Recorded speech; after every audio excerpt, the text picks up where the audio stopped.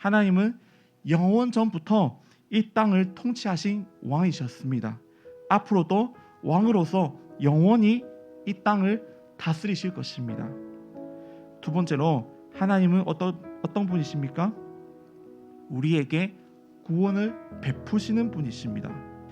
우리가 누구의 다스림을 받느냐에 따라 우리의 삶이 완전히 달라지는 것이죠. 세상의 다스림을 받아서 살아간다면 육신의 정욕과 안목의 정욕 따라갈 수밖에 없습니다.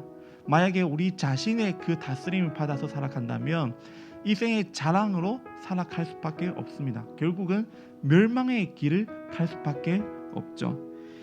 그러나 영원히 살아계신 만왕의 왕이신 하나님의 다스림을 받아서 살아가면 연약에서 강해지고 힘듦에서 회복이 되고 죽음에서 살아나는 구원을 베푸시는 그 은혜를 입어서 살게 될 것입니다. 왜냐하면 구원을 베푸신 왕이신 하나님은 능력을 갖고 계신 분이시기 때문입니다. 시인이 누구도 가지고 있지 않은 능력을 하나님께서만 가지고 계신 것을 우리에게 보여주고 있습니다. 바다를 갈라지게 하십니다. 또 악한 원수를 심판하십니다. 무에서 유를 만들어내시고 유에서 무도 만들어내십니다. 질서의 세계를 만들어내십니다. 이 모든 것이 다 하나님의 능력이십니다.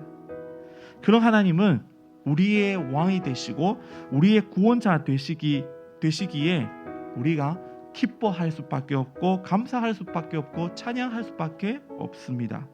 할렐루야. 시인이 하나님의 능력을 알기에 하나님께 어떻게 구했습니까? 하나님의 능력, 이렇게 능력 가지고 계시기에 그래서 하나님께 간구하는 것이 아닙니까? 이 시편 74편 전체를 보면 시인이 어떤 환경에 처하고 있는지를 알고 또 하나님이 어떤 분이신지를 알면 이렇게 간절히 기도가 나오게 된 것을 우리가 알 수 있습니다.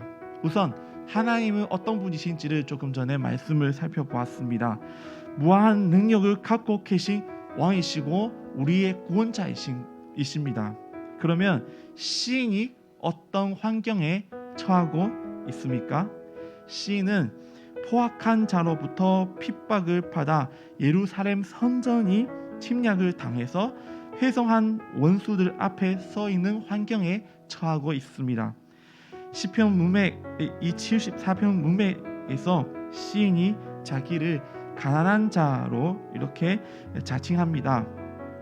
이것이 원수들에 의해 고통을 당하는 이스라엘 공동체를 대표해서 나오는 표현이죠.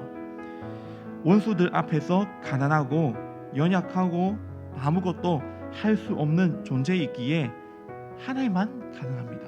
하나님만 붙잡아야 하는 것입니다. 하나님께만 간절하게 구할 수밖에 없습니다.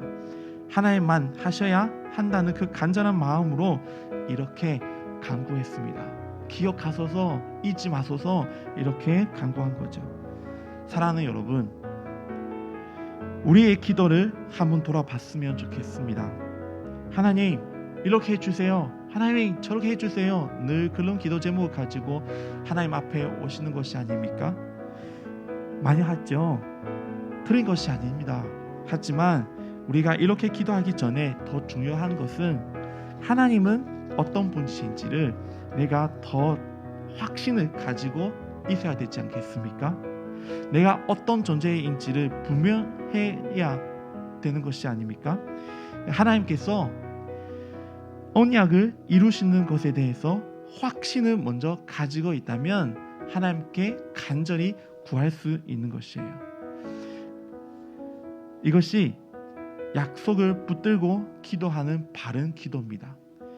오늘 우리가 우리의 기도 제목을 가지고 하나님께 나오기 전에 한 번 더 하나님이 나에게 어떤 분이신지를 다시 한번 묵상을 하면서 확신을 가지시는 시간을 어떠십니까? 그 확신을 가지고 하나님께 간구를 하시는 여러분이 되시기를 주님의 이름으로 축원합니다.